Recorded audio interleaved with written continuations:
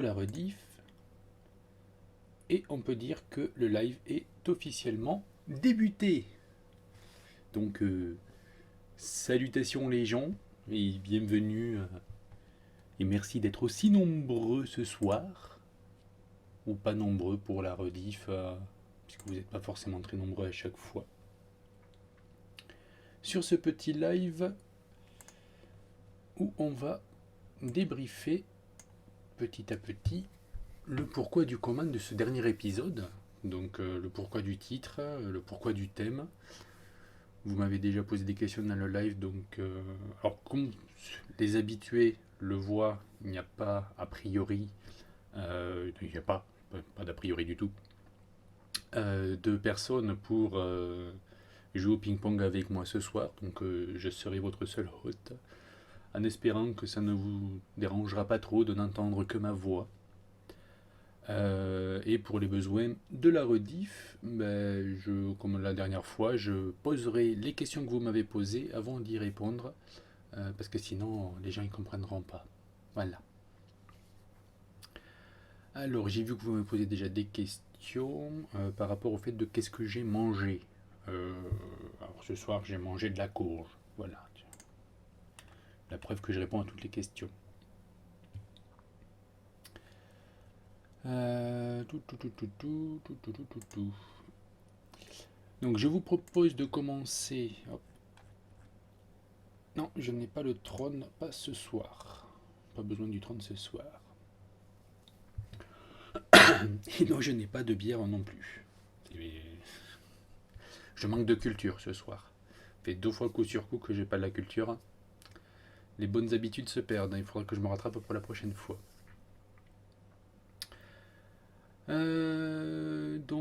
Je vous propose de commencer par expliquer le pourquoi du titre de cet épisode, le pourquoi mépriser les sources. Alors avant d'expliquer le pourquoi mépriser les sources, vous vous en doutez bien, il y a un sens derrière, mais il faut savoir que c'est un anagramme que j'avais déjà utilisé dans le passé.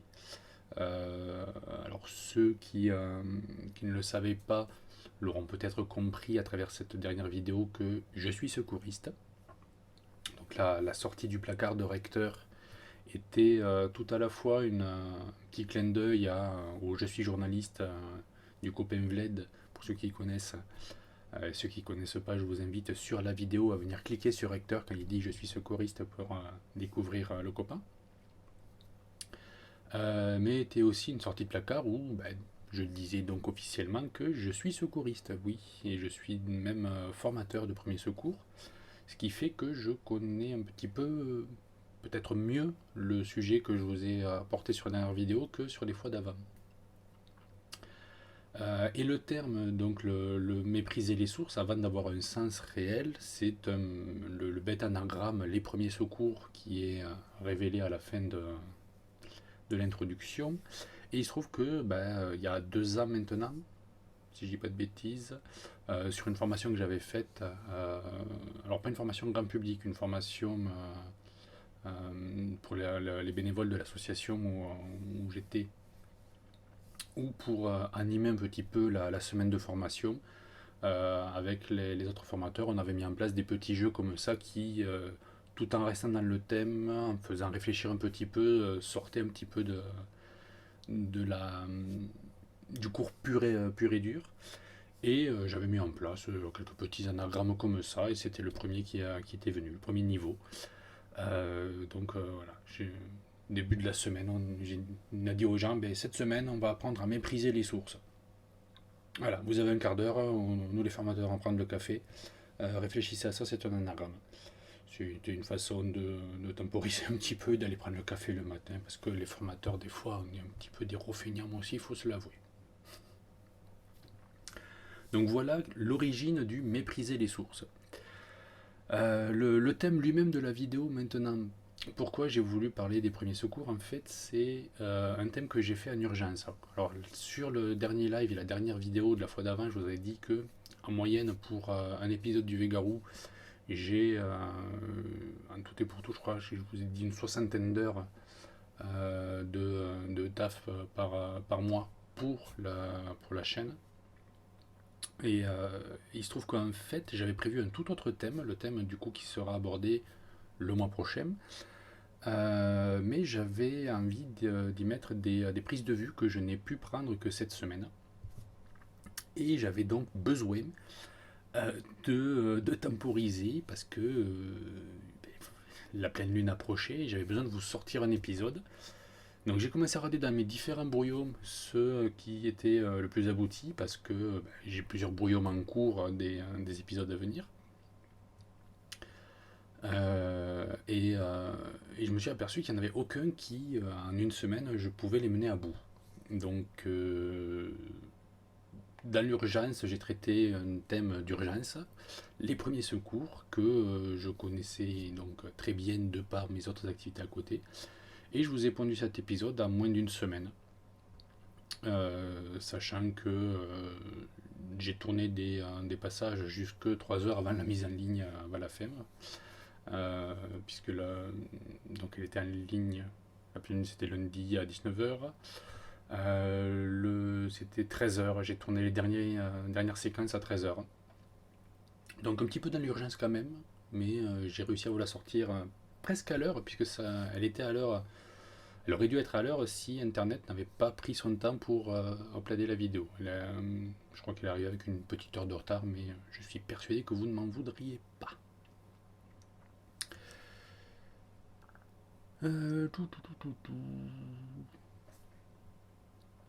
Donc voilà le pourquoi. Pourquoi je suis parti sur un sujet que je maîtrise un petit peu rapidement. Et aussi parce que le fameux PLS est un terme qu'on entend souvent ces derniers temps. Et je trouvais dommage, je pense que beaucoup d'entre vous qui sont aussi secouristes ont pu voir et entendre le fameux je l'ai mis en PLS qui ressort ces derniers temps beaucoup sur internet, sur Twitter, Facebook, les réseaux sociaux en général, comme étant le nouveau je l'ai cassé. C'est pas je l'ai cassé, c'est je l'ai mis en PLS. Et du coup, c'est voilà, une façon de dire mais qu'est-ce que c'est qu'une PLS. Donc l'intro c'est ça, hein, c'est quand V et Recteur se retrouvent devant Georges qui est plus en mode qui est en train de se balancer d'avant en arrière, qui a un stéréotype de syndrome post-traumatique. Pour dire juste, c'est pas une PLS ça. Voilà, c'était une façon d'introduire le truc. On va parler de ça juste après.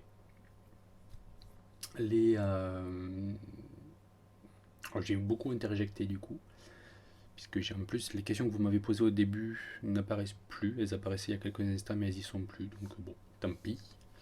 N'hésitez pas à reposer vos questions si vous vous apercevez que je n'y ai pas répondu. Ça me permettra d'y rebondir.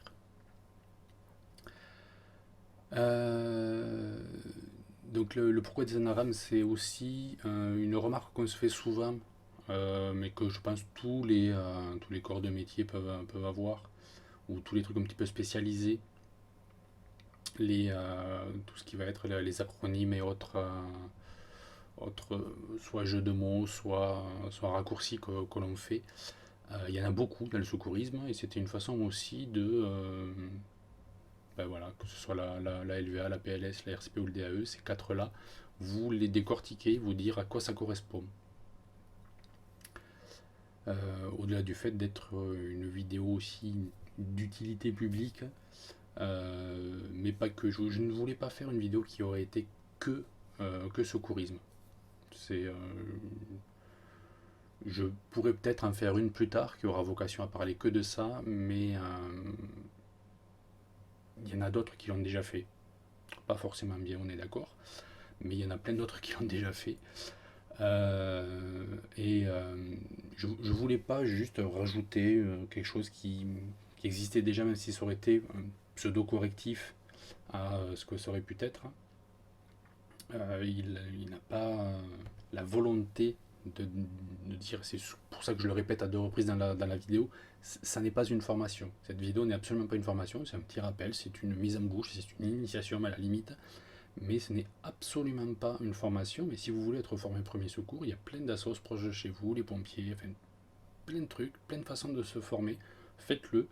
Ne prenez pas pour argent comptant ce que je dis dans la vidéo.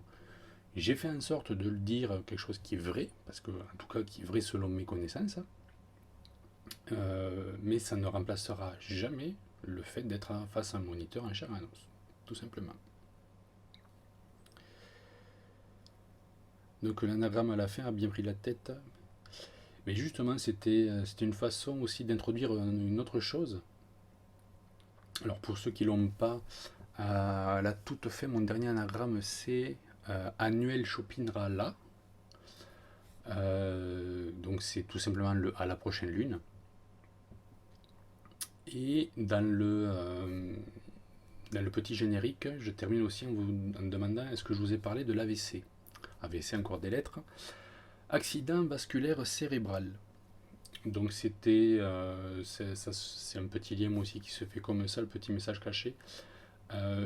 Une des symptômes que l'on peut voir chez une personne qui est en train de faire donc, un accident vasculaire cérébral, c'est le fait qu'il va perdre ses mots ou les utiliser par exemple, il va pas rappeler le pan de l'eau.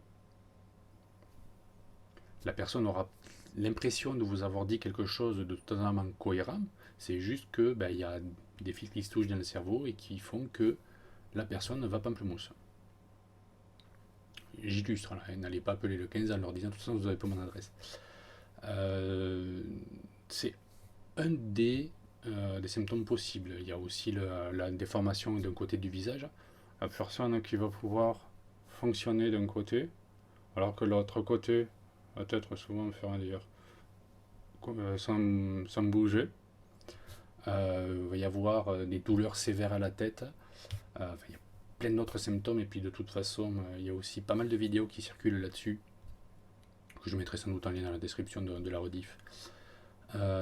Sur comment reconnaître un AVC et ce qu'il faut savoir qu'un AVC c'est que si vous savez ce que c'est, si vous savez le repérer, les différents symptômes et que vous déclenchez tout de suite l'action des secours, donc en alertant le 15, si c'est pris en charge dans moins de 4 heures, on considère la personne n'aura très certainement aucune séquelle, alors que je crois que c'est la première cause de séquelles en France. Des personnes qui sont hémiplégiques, qui ont donc émis la moitié plégique. Je ne suis pas sûr d'ailleurs de l'étymologie plégique. Paralysie d'un côté. Ici d'ailleurs plégie ça doit être de paralysé, puisque paraplégique c'est plégique d'en bas. Et plein de choses, de maladies qui sont finalement je ne vais pas dire anodines parce qu'elles ne le sont pas, mais que l'on pourrait très facilement régler pour peu que l'on soit capable de reconnaître les premiers symptômes facilement. Alors, faut-il tous les symptômes ou un seul est suffisant? Clairement, ils peuvent être associés, mais un seul, le moindre doute que vous ayez, ça je ne l'ai pas dit dans la vidéo parce que ça aurait été trop long, mais le SAMU sert aussi de conseil médical. Si vous avez un doute, appelez-les. Vous dites voilà, j'ai repéré ça. Est-ce que c'est grave, est-ce que c'est pas grave? De toute façon, c'est la personne qui sera au bout du fil qui lui sait si c'est grave ou pas. Vous, grand public, vous n'avez pas à passer un doctorat de médecine pour savoir si quelque chose est grave ou non. Il y a des symptômes. Même pour être sûr, je vais vous les lire exactement dans l'ordre que j'ai sur le bouquin. Ne bougez pas. Si vous pouvez bouger si vous voulez, mais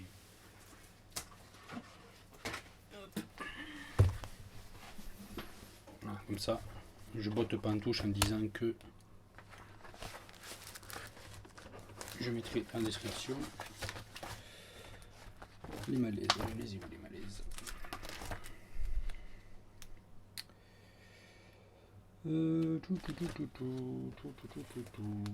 Donc je ne parlais que des signes.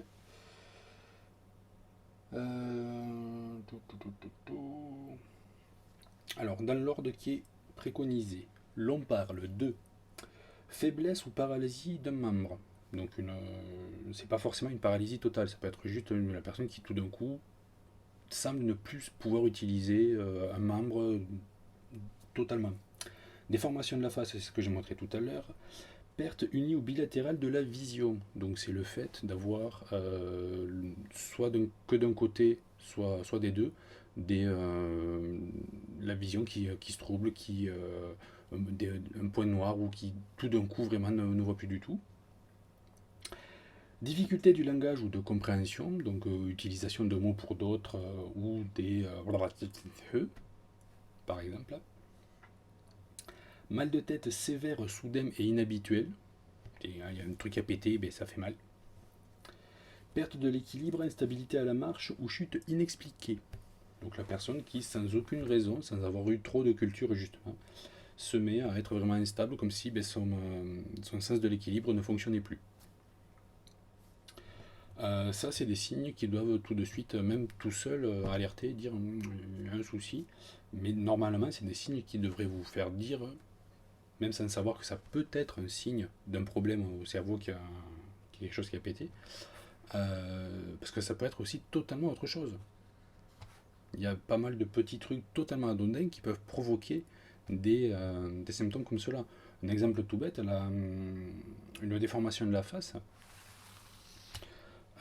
C'est un cas que j'ai eu en tant que secouriste, une personne qui est en train d'avoir vraiment un petit peu le même type que je vous ai montré tout à l'heure, avec que d'un côté qui fonctionnait, et l'autre côté qui tombait vraiment, qui avait une hémiplagie faciale en fait, tout un côté qui avait l'air d'être éteint. Quand on a passé l'alerte, le médecin il n'a pas été inquiété plus que ça, et au final on s'est aperçu que c'était juste une réaction, une infection qu'elle avait faite quelques temps plus tôt, cette victime. Et en fait, c'était pas grave du tout. Mais nous, on constate un truc, on donne l'info au médecin, et c'est à ça que ça sert aussi d'avoir le SAMU en France. Voilà pour l'AVC. Je m'étais dit que j'en parlerai, pas autant que ce que je viens de faire là, mais comme ça, c'est fait, c'est dit, ma petite BA utilité publique. De rien. Je reviens sur le mépriser les sources en tant que tel. Puisque, comme je vous dis tout à l'heure, avant d'avoir un sens, il avait une autre origine, mais il a petit à petit pris un sens. Clairement, c'est. Alors, à la toute base, c'est un début de réflexion que j'avais eu avec. Un début de débat que j'avais eu avec, du coup, Vlad Tapas. D'où aussi le petit clin d'œil que je lui fais avec Je suis secouriste. C'était sur le niveau de légitimité que doit avoir un vulgarisateur sur Internet. Et le fait que certaines personnes, si elles ne connaissent pas le sujet, elles sont illégitimes à en parler.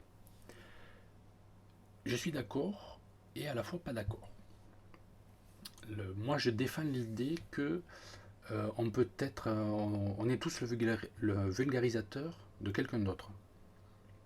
Ce n'est pas parce qu'on ne maîtrise pas un sujet qu'on ne peut pas commencer à l'expliquer à quelqu'un qui le connaît beaucoup moins que nous. Il est probable que nous disions des conneries, puisque nous ne maîtrisons pas le sujet.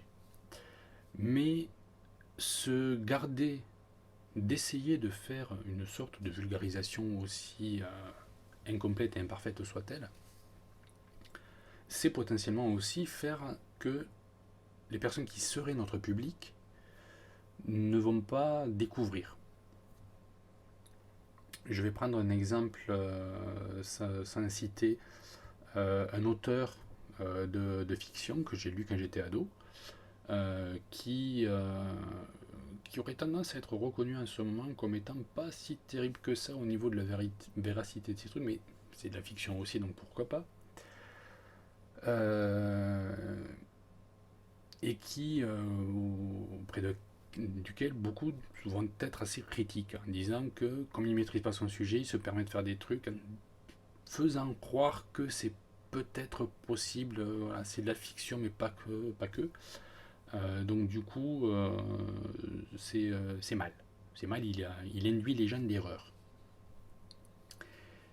Et il se trouve que si j'avais pas lu ces bouquins quand j'étais gosse, moi-même je me serais peut-être pas dirigé vraiment vers tout ce qui va être les sciences en général.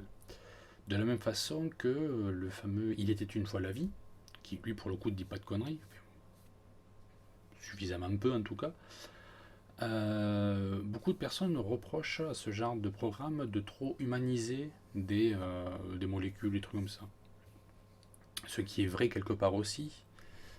C'est plus du divertissement que de la connaissance pure. On ne va pas faire ses cours de bio sur Il était une fois la vie. On ne fait pas ses cours d'histoire sur Il était une fois l'homme. Néanmoins, c'est, à mon avis, quelque chose qui est très utile dans le sens où ça va permettre à certaines personnes de mettre le doigt dans un sujet, un thème général, qu'ils n'auraient peut-être jamais, ne serait-ce que connu. Tout ça pour dire que on est tous, à chacun de notre niveau, le vulgarisateur de quelqu'un d'autre. Nous connaissons tous quelque chose, même de façon imparfaite, mieux qu'une personne qui ne l'aurait pas vécu comme nous. Nous sommes tous des vulgarisateurs, même si on ne maîtrise pas notre sujet. Et il faut, à mon avis, ne pas se limiter à ce manque de maîtrise du sujet pour propager ce qui, pour nous, a été une curiosité, a été un plaisir d'apprendre. On doit dire, je suis pas sûr de moi, donc je vais éviter de dire des conneries. Mais si, dis des conneries. Après, quand on te le fait remarquer que tu peux les corriger, tu les corriges. Mais dire des conneries, c'est pas grave. On n'est pas. C'est pas grave, à condition de les reconnaître quand on peut les reconnaître. Il y a certaines personnes qui restent bloquées sur leurs connaissances ou bloquées sur les sources qu'ils ont trouvées. Vous voyez que je reviens petit à petit. Et qui se sentent du coup souvent légitimées par ces sources-là, parce qu'elles viennent, c'est des arguments d'autorité, elles viennent valider ce qu'ils ont dit. Du coup, pour reboucler avec ça, à travers le mépriser les sources, je n'invite pas les gens à mépriser vraiment les sources, mais à ne pas forcément les prendre pour source sûre à chaque fois. Dans certains cas, des sources très bonnes, très justes, ne seront juste pas adaptées aussi au message que l'on veut faire passer. Dans le cas présent, et c'est pour ça que j'ai appris à embrayer sur les premiers secours, des sources médicales qui disent de quelle manière il faut faire le massage cardiaque, quelle est la bonne façon de le faire, je ne les remets pas en cause. Certains savent à quoi je fais allusion, mais en l'occurrence, ce n'est pas les sources que je méprise, c'est l'importance qu'on leur donne. Un exemple, l'exemple vraiment qui m'a poussé à faire cette vidéo, le massage cardiaque, il y a quelques années en arrière, ça prenait d'une autre manière. Alors c'est des petits trucs, hein, c'est 1 centimètre de moins sur les compressions, c'était au niveau du rythme, c'est au niveau de le message qu'on faisait passer. Mais il se trouve que c'était donc fait par rapport aux sources médicales, et le discours que nous avons maintenant en tant que formateur de premier secours est différent. Il a été adapté, toujours en prenant en compte ces sources-là, mais en prenant un élément nouveau, à savoir le feedback du terrain, donc le retour d'expérience que l'on peut voir. Et on s'est aperçu au niveau national que le grand public, même celui qui avait été formé, n'avait pas forcément le bon geste, dans la mesure où celui qu'il mettait en œuvre était celui qui se souvenait, souvent, de manière imparfaite.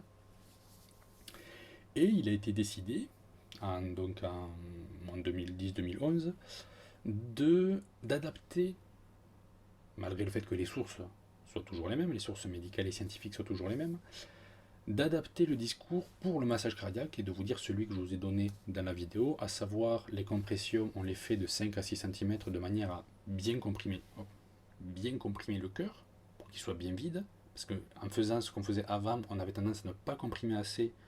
Du coup, il y avait du sang qui n'était pas... En fait, c'était moins efficace, puisqu'on pompait qu'à moitié, en gros. Et pareil, le rythme que l'on donnait qui était sur la musique de Standing Light des Bee Gees, et un poil pas assez rapide, ce qui fait que les gens, en le faisant, globalement, étaient sur une bonne partie des compressions inefficaces. Pour compenser cette inefficacité, on a donné un rythme plus rapide, qu'on a dit de 100 à 120 par minute, qu'il faut entendre 110, 110, 120. Il ne faut pas dépasser le 120 en fait, parce que sinon on devient trop rapide et on ne permet pas au sang de se remplir, au cœur de se remplir de sang. Et on retombe dans l'excès inverse d'être inefficace. D'où le fait que ce rythme-là, cette façon de comprimer, la façon de poser les mêmes, a été modifié pour le grand public.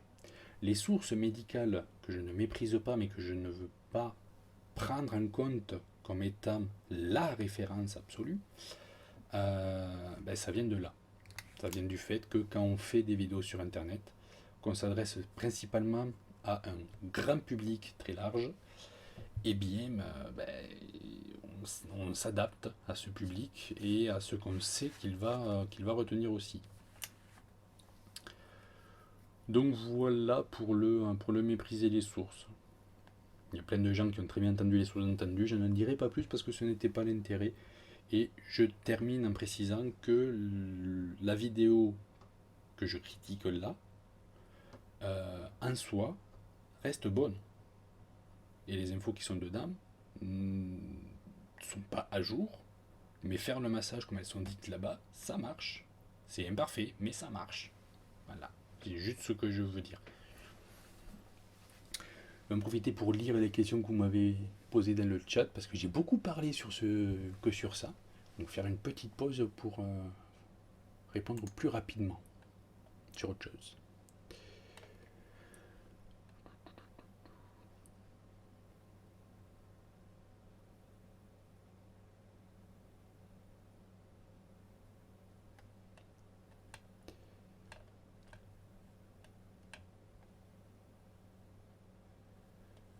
Donc le ratopnu, je vois que vous y avez répondu.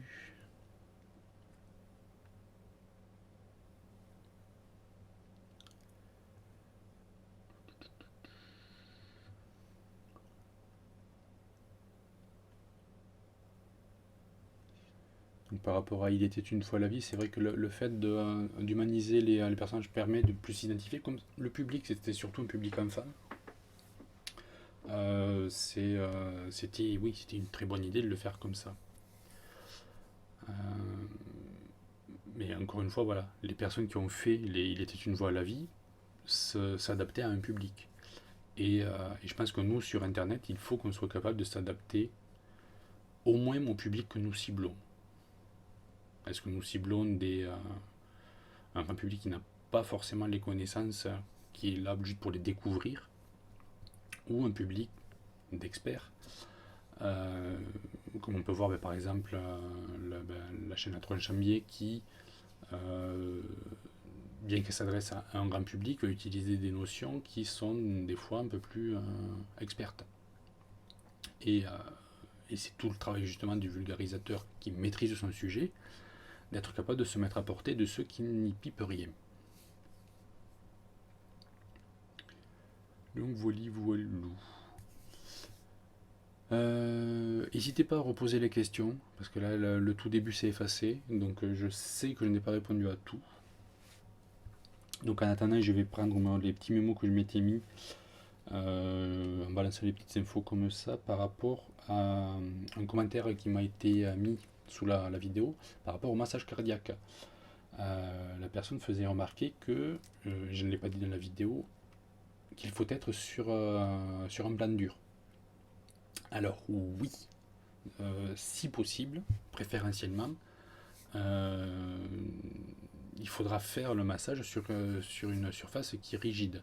Tout simplement parce que si on imaginait un matelas un petit peu mou, on masse la personne qui est sur ce matelas, et bien on va masser le matelas. En fait, on va pousser la personne, on va la faire s'enfoncer dans la surface qui est molle, et du coup, on ne va pas comprimer le cœur.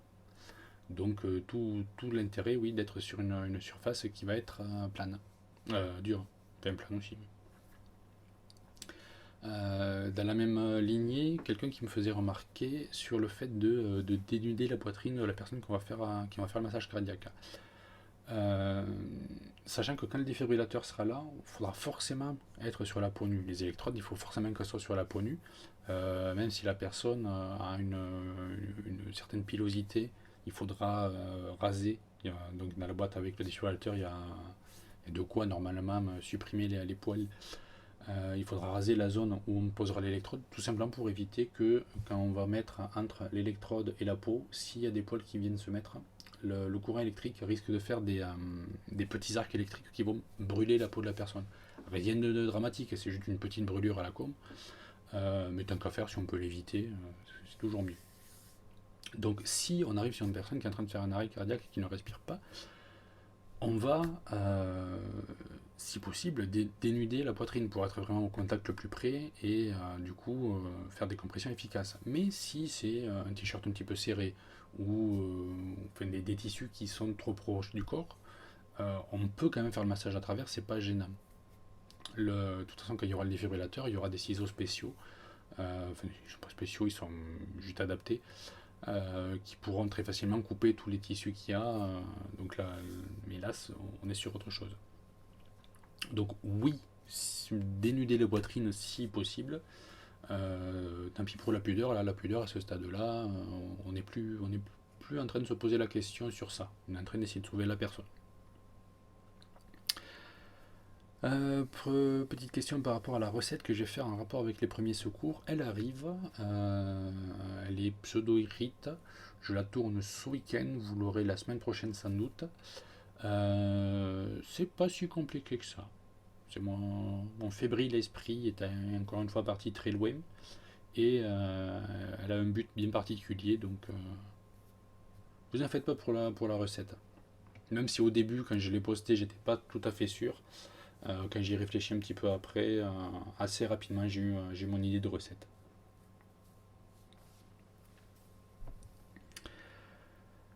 Petite info aussi par rapport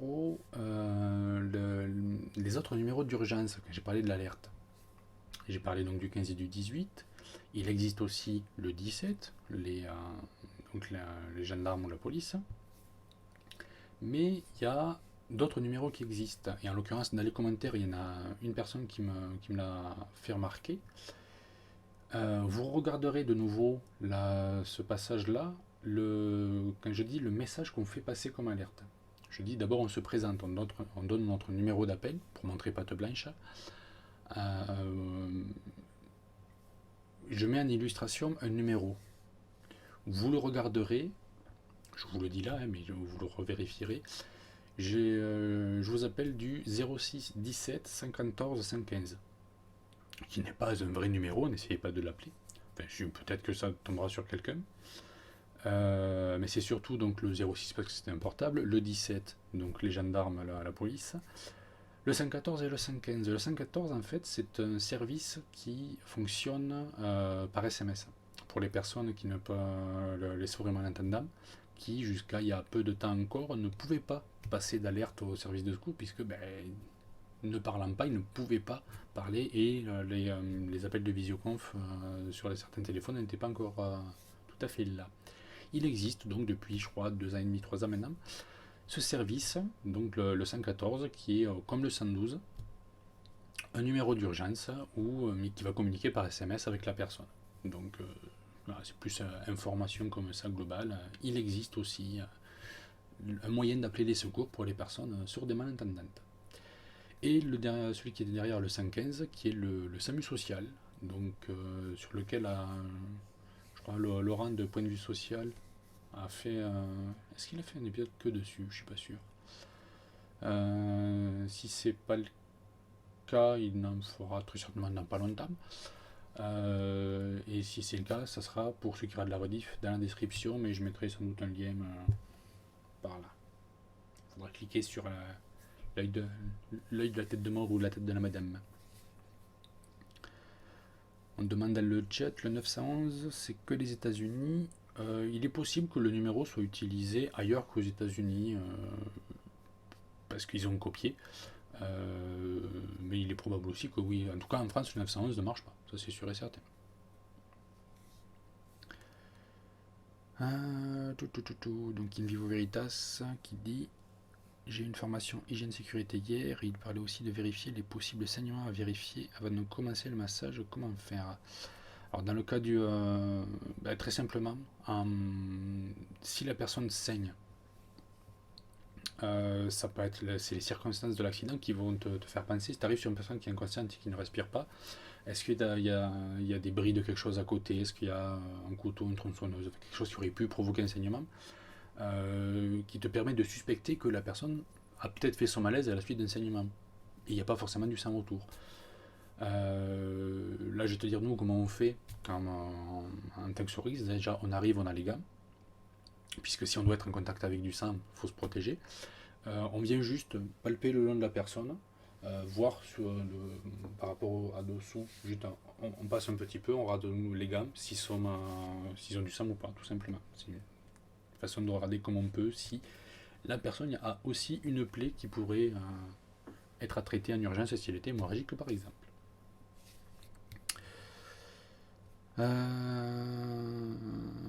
Que faire si Georges n'est pas inconscient à cause de la culture mais à cause d'un choc traumatique? Donc dans le cas où la personne, pareil ça va être les circonstances, est-ce qu'on était présent au moment de l'accident, est-ce qu'on l'a vu tomber, il a cogné la tête, par rapport à ça, je vais dire, pour le grand public, le geste est strictement le même. Quel va être le risque en fait de bouger quelqu'un qui a un choc traumatique et qui est inconscient? C'est en le bougeant, d'aggraver la lésion. Il s'est cassé quelque chose, par exemple. Il est tombé il était en train de changer une ampoule, il est tombé de la chaise, il a cogné la tête, il s'est pété l'épaule. Le risque, c'est si on le bouge, d'aggraver l'accident. D'aggraver à travers les os qui sont pétés, venir cisailler les muscles ou que sais-je. Le risque, il est là. Mais s'il est inconscient et qu'il peut respirer, si on le laisse à plat dos, il meurt, puisqu'il s'empêche de respirer. Donc il faut le mettre sur le côté. En le mettant sur le côté, en faisant cette PLS, de la manière dont je vous ai montré dans la vidéo, on limite au maximum les mouvements. Ce qu'on cherche surtout à éviter, ça serait une lésion de la colonne vertébrale, qui ferait que la personne pourrait se retrouver dans un fauteuil roulant. Le geste comme il est fait, la tête, le cou et la colonne vertébrale, l'ensemble du cylindre du corps, finalement ne bouge pas. Ce qui serait dangereux, c'est de faire des mouvements comme ça ou d'avant en arrière. En fait, le mouvement de mise en PLS, l'axe global reste identique, il ne fait que bouger sur lui-même quand on vient se mettre sur le côté. Donc le fait que cet axe ne bouge pas, c'est la manière la plus sereine de ne pas mobiliser la personne. De ne pas aggraver une lésion en mobilisant une zone qui pourrait être de fracture. Si maintenant c'est le bras qui est pété ou la jambe, qu'on le voit parce qu'il y a une déformation, où il y a l'os qui sort, qui fait coucou, dans ce cas-là, on mettra la personne en PLS sur le côté qui aura été traumatisé. Supposons qu'elle est tombée sur son côté gauche, tu vois bien que la main elle est pétée à gauche, et bien ça tombe bien puisque justement Georges était sur son côté gauche. On l'a tourné de ce côté-là. Regardez en fait la main qui est au sol, qui va servir d'oreiller à la fin, qui vient se mettre à 90 degrés. C'est une main que la personne que je remercie, qui m'a aidé à faire la vidéo, on est venu la prendre délicatement, on l'a mis sur le côté, donc elle a peu bougé. L'autre main par contre, elle est venue se placer au-dessus, et elle est très mobile, elle est dans l'air. Donc si elle est mobile, elle peut continuer à être lésée. Alors que l'autre bras, qui lui était resté au sol, comme il est au sol, il ne bouge plus. Pareil pour la jambe, il y a une des deux jambes qui ne va pas bouger, qui va juste tourner sur elle-même. Alors que l'autre, on va la plier, appuyer dessus. Et bien, dites-vous que le côté qui est pété, on va mettre la personne dessus de telle manière à ce que ça ne bouge pas. Donc on évite au maximum les mobilisations des zones qui sont traumatisées.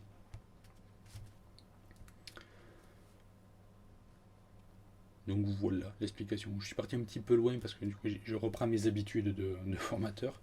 c'est l'explication que j'aurais amenée du coup sur une formation, on le mettra en pratique. Là aussi c'est compliqué parce que du coup c'est juste à travers la vidéo, vous avez que une petite zone d'écran. En vrai, je l'illustre avec en prenant la personne et vraiment la bougeant comme il faut, mais je pense que vous avez compris l'idée quand même. Mais faites une vraie formation.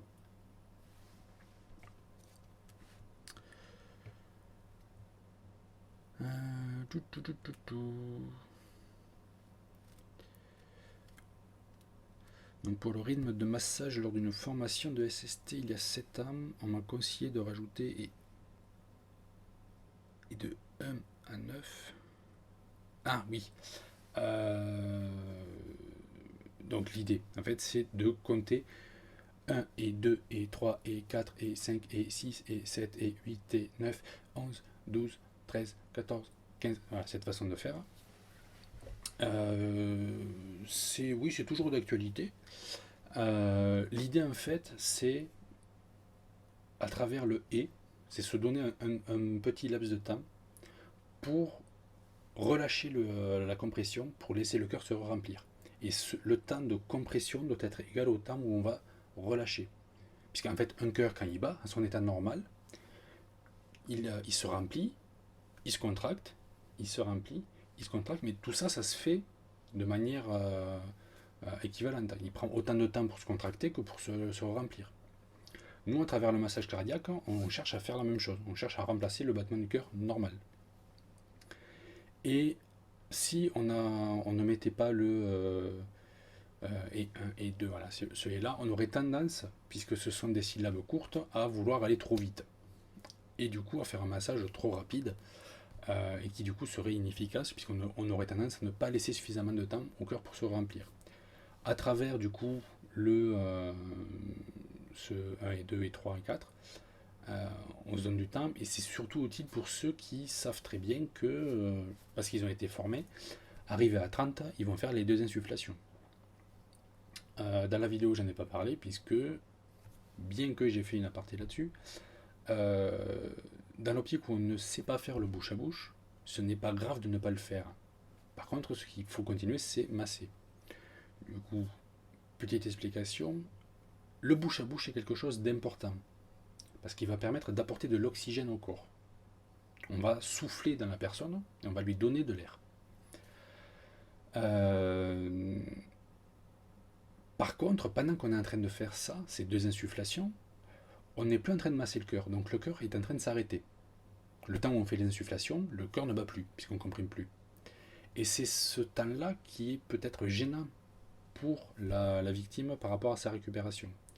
Du coup, on dit aux gens qui sont formés le bénéfice-risque d'arrêter le massage pour faire les 2 insufflations parce que vous avez été formé, que vous savez les faire, est positif. Mais si vous ne savez pas le faire et que vous allez passer une plombe à essayer de le faire, il vaut mieux continuer à masser. D'où le discours qu'on entend de c'est pas grave de pas masser. Alors, et je le répète, grosse nuance entre c'est pas grave de pas masser et le c'est on masse plus, c'est interdit de masser. Parce que ça, je l'entends encore souvent dire. Non, le massage et les insufflations sont importantes dans le massage cardiaque. La réanimation cardio-pulmonaire, c'est une réanimation du cœur et des poumons. Si on est formé, il faut faire les deux. Si par contre la priorité, ça va vraiment être le cœur.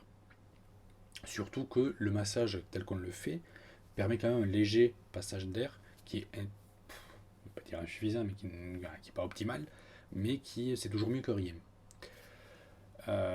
Mais à ceux qui disent surtout ne fais pas le bouche à bouche, eux par contre non, il faut juste leur faire fermer leur gueule. C'est pas, voilà, ils disent de la merde, clairement.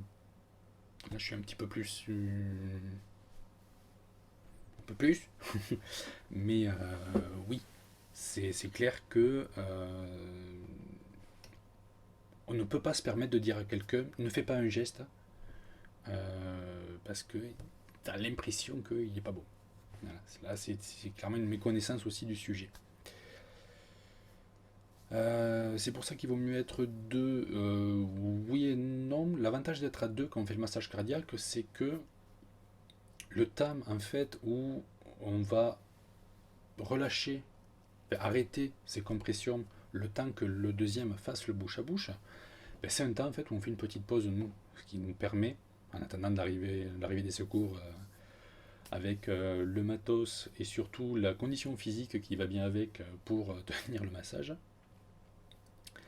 ben, ça permet de reprendre un petit peu son souffle et de permettre aussi de se relayer. Une deuxième personne qui serait là avec vous, ben, quand vous arrivez à un moment donné où vous sentez que vous n'y êtes plus, vous demandez à la personne qui est en face de vous de vous remplacer, elle vous remplace, vous faites une pause, puis voilà, vous alternez en attendant l'arrivée des secours, c'est tout à fait possible. Mais un truc que j'ai lu, ouais, il ne faut pas. euh, c'est pas parce qu'on est deux qu'il y en a un qui va souffler pendant que l'autre comprime. Non, c'est deux choses qui se font en alternance. Parce que sinon, au moment où on est en train de souffler, si le premier il est en train d'appuyer, ça sert à rien, ça va pas passer. C'est un coup à se récupérer de l'air par la gueule et peut-être du vomi ou d'autres choses aussi, des fois. Donc, pareil, faites une vraie formation. C'est mieux les vraies formations.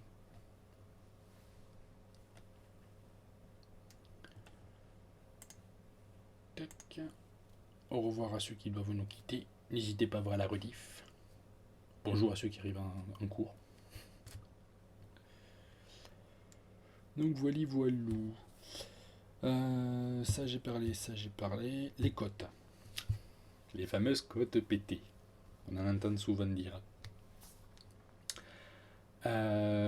Il est fort possible que en faisant le geste du massage cardiaque, euh, ben, ça vienne appuyer sur les côtes parce que soit on est mal placé, soit on y va un petit peu trop bourrin, soit la personne est fragile, et que ça fasse crack.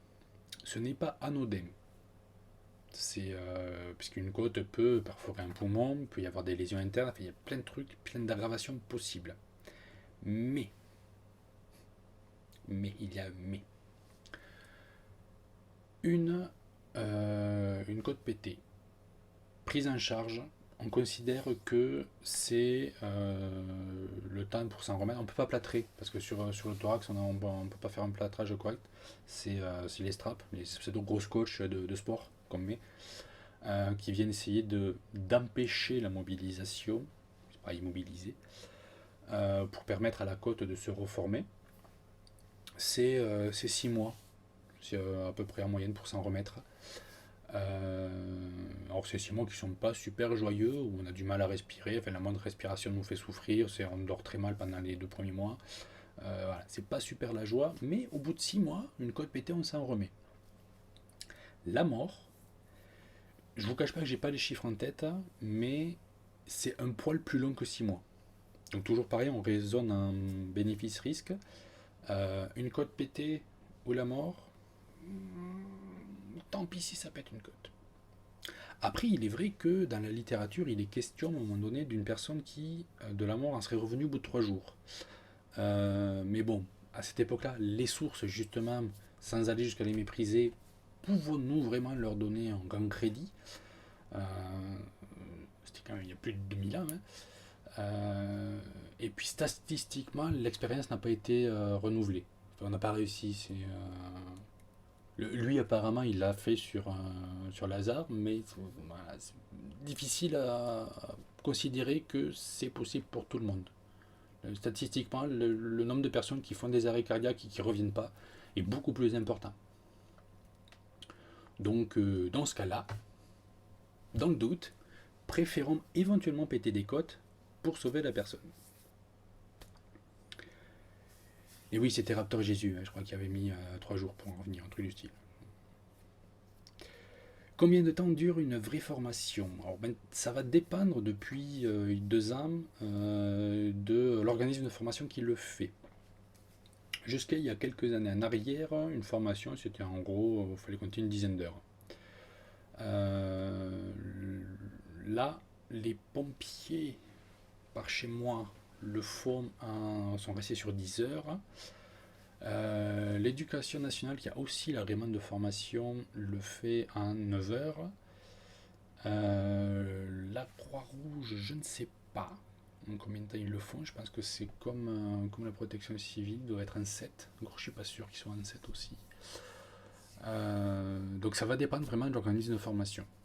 Alors moi, plus bas, je crois, qu'on puisse être fait tout en restant efficace, à ma connaissance, ça sera vraiment les 7 heures. Donc l'idée, c'est de faire tenir la formation sur une journée. Euh, donc en moyenne, on va dire entre une journée et 3 demi-journées pour faire cette formation accessible à tous à partir de 10 ans. Quel que soit le niveau physique, même les personnes en situation de handicap peuvent très bien faire cette formation. Donc n'hésitez surtout pas. Après, elle a un coût.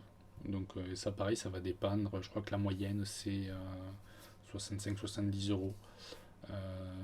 C'est une moyenne nationale que j'avais vue il n'y a pas si longtemps que ça. Il y en a de moins chers, il y en a des plus chers. Normalement, au collège, les 4e, 3e sont possiblement, en théorie, formés gratuitement par des moniteurs éducation nationale. Ma réalité du terrain me fait savoir que c'est pas vrai partout et c'est pas possible partout. Mais en théorie, c'est censé être le cas. Mais sinon, il y a forcément des associations proches de chez vous. Foncez les voir.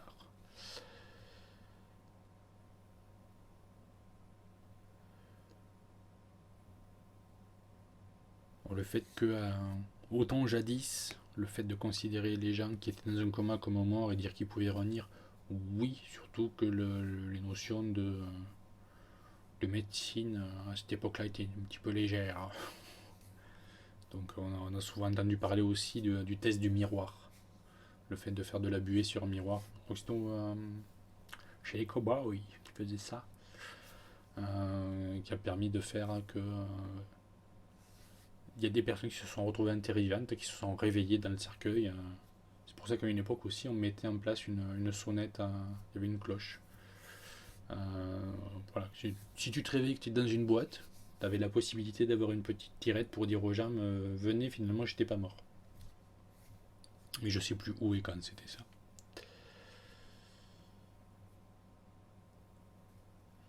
Alors entre les 7 et 10 heures, y a-t-il des impasses? En fait, pas forcément. Là, donc, pour les gens qui sont sur la rediff, une question par rapport au temps sur les formations. Il n'y a pas forcément d'impasse. Par contre, ceux qui prennent plus de temps vont peut-être dire plus de choses qui ne sont pas forcément utiles, qui sont des fois aussi source pour le grand public pour confondre ou trop d'infos tue l'info. Moi, je sais que la formation qu'on fait en 7 heures, elle est calée, elle est réfléchie pour être faite en 7 heures et elle s'adapte à tout le monde. Ça ne veut pas dire que je ne prends pas des fois un petit peu plus de temps. Quand je le fais sous la casquette éducation nationale, je prends mes 9 heures, des fois j'en prends un poil plus, parce que ça marche et que ça permet de voir d'autres choses, de voir différemment. Ça peut dépendre, comme tu le dis, du background des personnes à former. Il y a des personnes qui vont percuter tout de suite, et d'autres il va falloir réexpliquer, il va falloir rejustifier, il va falloir utiliser notre vocabulaire pour qu'elles comprennent tout simplement. Mais la façon d'apporter le savoir à travers les différentes techniques pédagogiques qu'on peut mettre en place, il y a certaines techniques pédagogiques qui ont besoin de plus de temps pour fonctionner, qui ont leur avantage aussi. Là, sur les 7 heures, on utilise des techniques pédagogiques qui sont un petit peu directives, qui vont vite, mais qui ont la même valeur que celles qu'on pouvait faire à l'époque en 10 heures. Tout ça, moi j'ai connu les deux façons de faire, et puis même là, je jongle avec deux façons de faire. Mais il n'y a pas d'impasse, les infos sont les mêmes. C'est juste on prend plus de temps sur certaines choses, on va plus vite sur d'autres. Vu les problèmes de mémoire et les petits changements de méthode d'action, vaut mieux le faire régulièrement. Moi, on m'a dit tous les 2 ans. C'est vrai, tous les 2 ans, faire une formation continue ou un recyclage, c'est une assez bonne idée. Ils peuvent même se faire tous les ans. Hein. C'est pas forcément. Il y a pas mal de SST. D'ailleurs, je crois que la SST, c'est tous les ans qu'ils doivent le faire. Je suis pas sûr. Pas sur la législation. Je suis pas formateur SST, donc je connais pas les exactement. Mais oui, c'est mieux de repratiquer de temps en temps, que ce soit pour apprendre les nouveaux trucs, les trucs plus adaptés, ou juste se remettre en mémoire des connaissances qu'on a peut-être perdues entre-temps.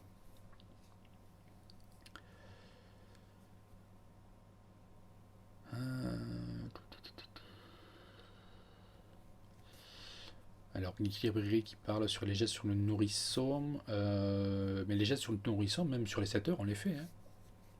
Là, je suppose que tu vas parler sur des obstructions des voies aériennes, euh, ou même le massage cardiaque sur nourrisson. On le montre, hein, même à 7 heures, hein, sur le PSC classique.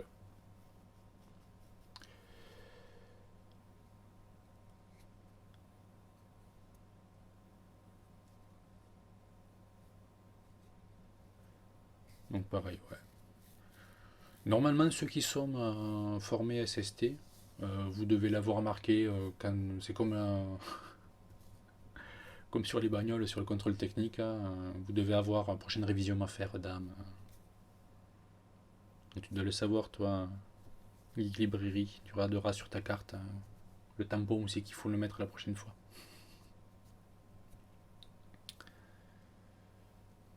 Mais bon, c'est vrai que ça fait pas de mal de réviser de temps en temps. Sachant que les formations continuent, là je vais parler de ce que je connais aussi, au niveau de la protection civile, euh, la formation continue se fait en 4 heures. Donc on peut très bien faire une formation initiale sur les 7 heures, et sur les années suivantes ou chaque 2 ans, faire que sur 4 heures une petite formation continue où on va se répondre aux questions qui ont pu se poser depuis la dernière fois que vous avez fait la formation, est-ce que vous avez eu des soucis ou pas, hein, des questions, et apporter les nouvelles infos, les nouvelles petites adaptations.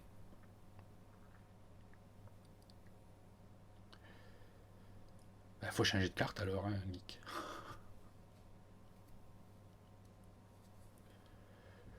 Donc voilà, voilà. Il y en a certains qui demandaient aussi par rapport à le fait d'enduire les gens en erreur avec mes petits trucs d'aller chercher à gauche à droite. Et là, vous le voyez aussi à travers sur l'image, l'anamorphose. Je suis très friand de ces petites choses où, fonction de l'angle de vue, fonction du recul qu'on peut prendre sur, que ce soit sur une œuvre, sur une idée ou sur un concept, les différentes vues qu'on peut voir. Donc là, bon, il n'y a pas grand chose à dire sur celle-là, outre le fait que les couleurs font aussi, le fait qu'ils pyro font penser à la lune. Euh, Toutes ces choses-là, toutes ces anamorphoses, c'est quelque chose que j'aime beaucoup, tout simplement.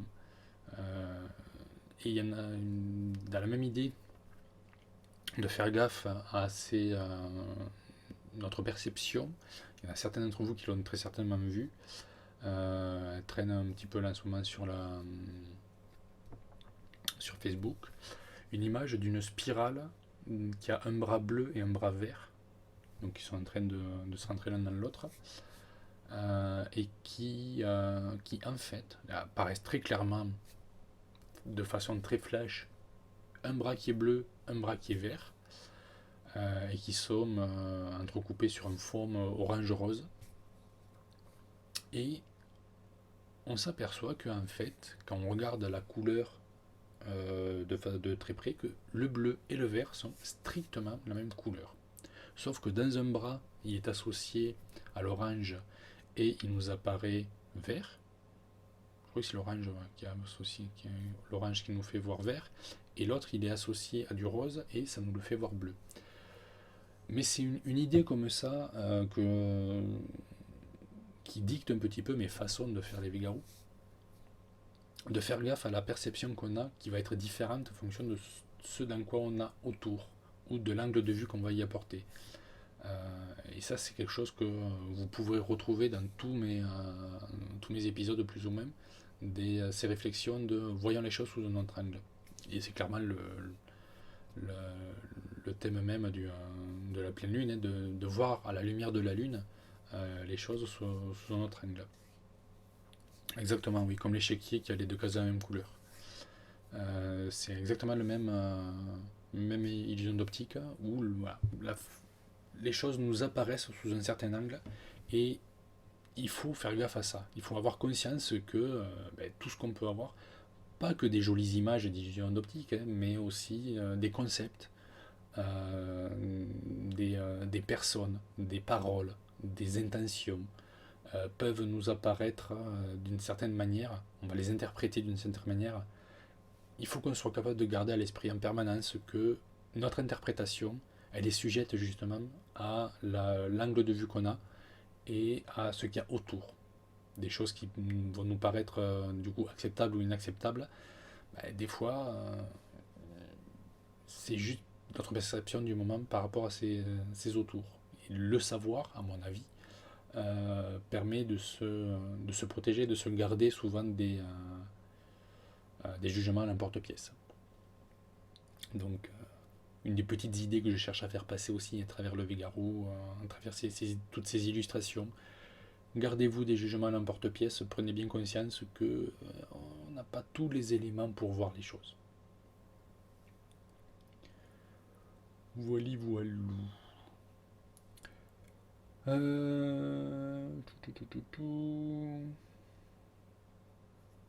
les différents petits points, j'ai dit ce que je voulais dire. Les questions, je ne sais pas si j'ai répondu à toutes celles qui avaient été posées. Il me semble qu'il y en avait une d'harmonie qui a été reposée. Alors pourquoi chercher à faire réagir vis-à-vis des sources et leur importance, je l'ai dit. L'idée aussi, oui, clairement par rapport à la prochaine vidéo.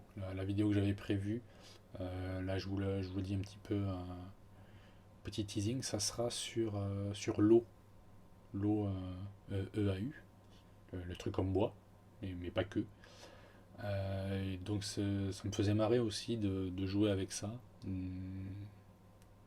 C'est pas faire du teasing parce que c'était pas du teasing, mais clairement c'est voilà, cet épisode-là, les jeux de mots que j'ai pu placer dans cet épisode-là sont aussi en lien avec les recherches que j'étais en train de faire par rapport au suivant.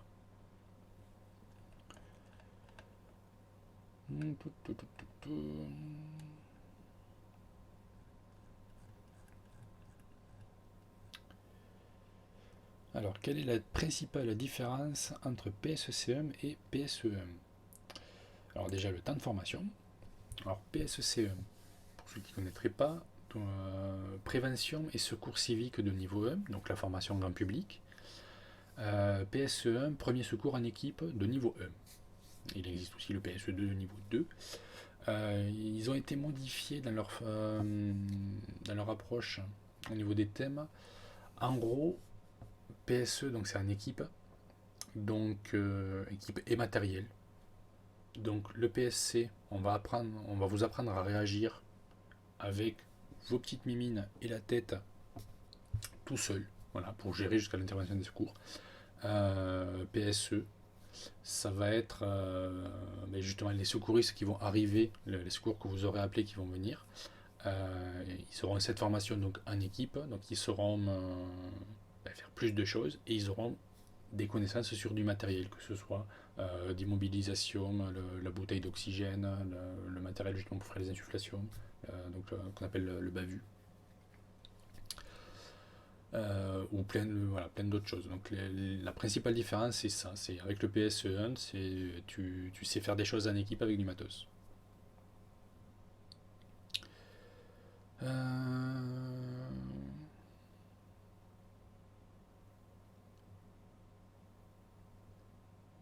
Comment faire s'il n'y a pas de signe? Est-ce que tu peux reposer la question parce que je suis pas sûr de la comprendre en fait.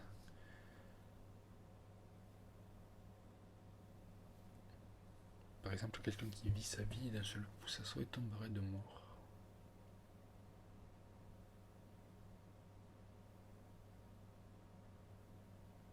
Du coup, j'attends un petit peu que tu puisses la reposer.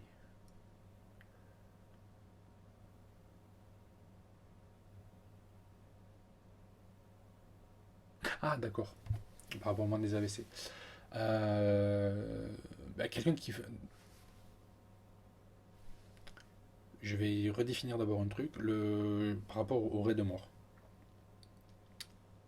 En France, qui c'est qui décide qu'une personne est morte ou pas? Le médecin. C'est vous, si jamais vous vous retrouvez face à une victime, sauf cas évident, rigidité cadavérique, c'est pourri, la tête elle est trop loin, il manque un bout, voilà, voilà. Sauf cas de mort évidente, toute personne que vous pourrez rencontrer n'est pas morte. Elle est très certainement très mal en point, elle est plutôt bien engagée vers le fait d'aller vers la mort, mais à aucun moment un secouriste, même super secouriste, ne dira il est mort. Ça, c'est un médecin qui le décidera parce que voilà. Tous les signes de mort apparente, le fameux coma, pourraient très bien être là, mais ça n'empêcherait pas qu'à travers les gestes de secourisme, justement, nous pourrions récupérer la personne. Donc déjà, ce qu'il faut se dire, c'est que personne ne tomberait de mort. Euh, tant qu'il n'y a pas un médecin pour le dire. Donc celui qui tomberait de mort sans médecin, il n'est pas mort. Mais il n'est pas vivant non plus. Il est dans une boîte avec un chat à la limite. Donc déjà, on ne sait pas qu'une personne est morte. Il n'y a pas eu de signe d'AVC. Ou il n'y avait pas eu de témoin qui a permis de voir ces signes-là. Ce qu'on va constater, c'est qu'une personne est inconsciente, puisqu'elle ne réagit pas. Vous m'entendez, c'est vraiment la main, ouvrez les yeux, on cherche à la faire réagir, elle ne réagit pas. Donc elle est inconsciente. On ne sait pas qu'est-ce qui a provoqué l'inconscience. Ça peut être l'AVC, ça peut être l'excès de culture, ça peut être un traumatisme, une maladie, ça peut être tout et n'importe quoi. On ne sait pas. Nous, ce qu'on constate, c'est juste que la personne ne réagit pas, elle est inconsciente. On vérifie ensuite si elle respire ou si elle ne respire pas. Si elle respire, on ne sait toujours pas qu'est-ce qui a provoqué l'inconscience. Mais elle respire, on la met en PLS, on appelle les secours. Elle ne respire pas, on appelle les secours et on commence le massage cardiaque. Quand bien même elle aurait fait un AVC avant, quand bien même elle aurait eu n'importe quoi, ça, c'est juste pas notre problème en fait. Ça sera le problème du toubib qui devrait essayer de la récupérer derrière, d'essayer de savoir ce qui s'est passé vraiment. Mais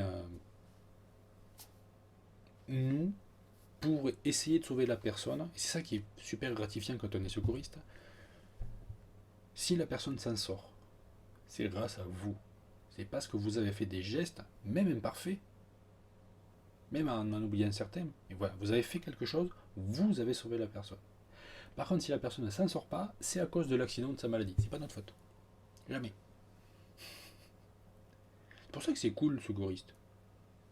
Voilà, ça marche, c'est grâce à nous. Ça marche pas, oh zut. Oh, c'est pas de bol. Mais c'est pas notre faute. Donc, ça aussi pour se rassurer un petit peu. N'ayez pas peur de faire. Sauf si vous savez pertinemment que vous êtes en train de faire une connerie. Là, c'est autre chose. Mais la moindre des choses que vous pouvez faire en étant sûr, c'est appeler les secours. Clairement, prendre le téléphone, appeler le 15, le 18 et dire j'ai ça, qu'est-ce que je fais. Voilà, c'est à la portée de n'importe qui. Même ceux qui ne peuvent pas parler, puisqu'il y a le 514. Donc, déclencher l'action des secours, demander conseil à des personnes qui sont capables de vous envoyer les secours à une équipe formée et de vous donner des petits conseils en attendant, c'est à la portée de vraiment n'importe qui. Et si ça sauve la personne, c'est grâce à vous. Juste le fait d'avoir passé un coup de fil au 15, la personne s'en sort, c'est grâce à vous. Parce que s'il n'y avait eu personne pour appeler le 15, elle serait peut-être restée. Donc voilà, secouriste, c'est super gratifiant.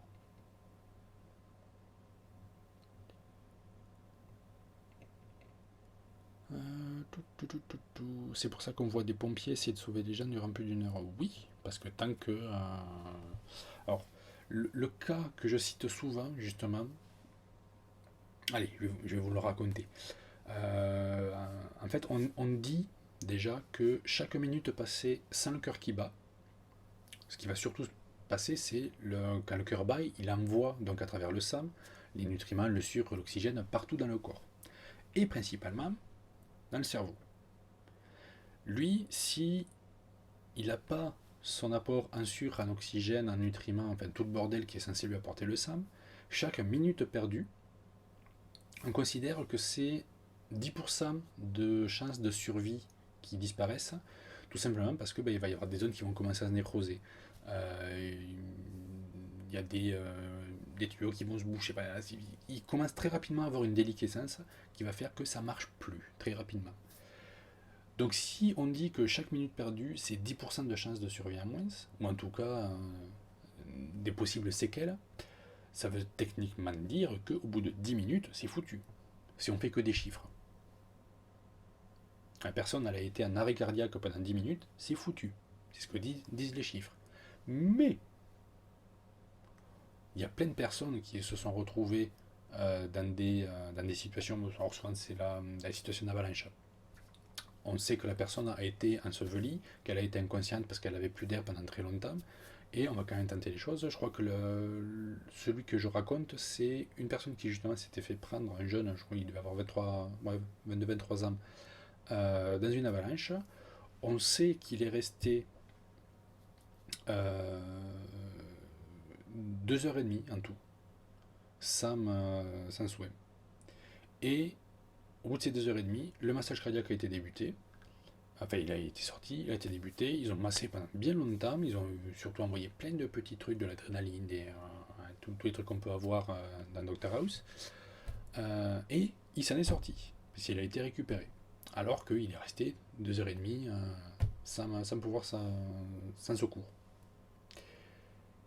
Et il y a plein de choses qui ont fait que le médecin a dit on va quand même tenter le coup. Il y a le coup il était un petit peu au congèle, sous la neige. Il était jeune, donc le potentiel de récupération m'a cru. Un bon sportif, donc pareil, le corps était de base suffisamment costaud. Enfin, il y a plein de choses qui ont fait que le médecin a dit on lâche pas l'affaire, on continue. Et ils ont réussi, le mec il a zéro séquelle, il continue à faire du ski. Enfin, de ce que j'ai entendu dire, je le connais pas perso, mais.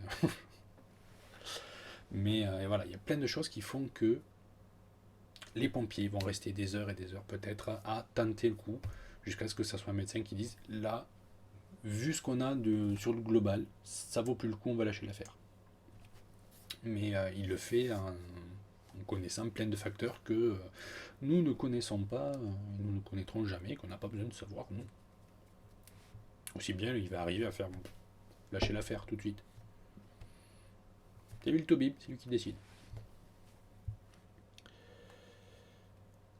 Le taux de potassium dans le sang qui montrait qu'il n'y avait pas d'arrêt cardiaque.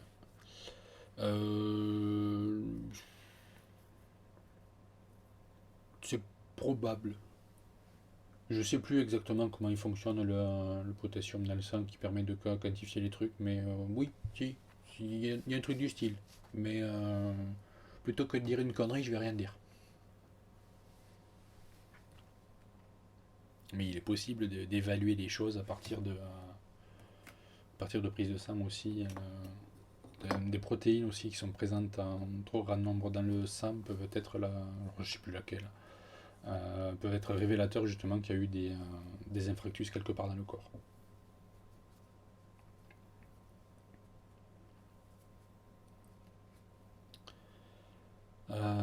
Oui, un excès de potassium peut provoquer l'arrêt cardiaque. Mais c'est pas le seul, il y a d'autres aussi, d'autres minéraux qui peuvent le faire, je crois. Ça me semble. Enfin, il y a plein de toute façon. C'est comme tout, en avoir un petit peu, on fait des carences, en avoir trop, ça devient un problème. Dans les articles de si on sévit ou Allô docteur. Allô docteur sur Arte avec Monsieur Michel Simès. On apprend plein de choses et on rigole souvent. Oui, on peut être youtubeur et faire des pubs pour la télé.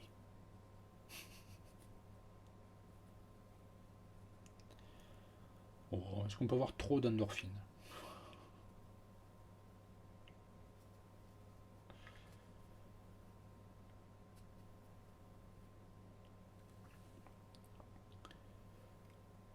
Bien, bien, bien. Bon, mais ça a été un live particulier. Ce que je vais vous proposer, les gens, ça va faire donc 1h20. Je vais arrêter l'enregistrement pour la rediff, parce qu'il ne faut pas non plus que ça soit trop long à écouter. Surtout que je ne suis pas persuadé que ce soit le live le plus intéressant à réécouter après en rediff. Donc je vais arrêter là l'enregistrement. Comme je fais à chaque fois, on va rester quand même entre nous les gens. Voilà, le petit côté exclusivité en plus. Donc vous qui avez regardé la rediff jusqu'ici, merci, j'espère que ça vous a plu. Sachez que si vous avez l'occasion de venir sur les lives complets, il y a une after après.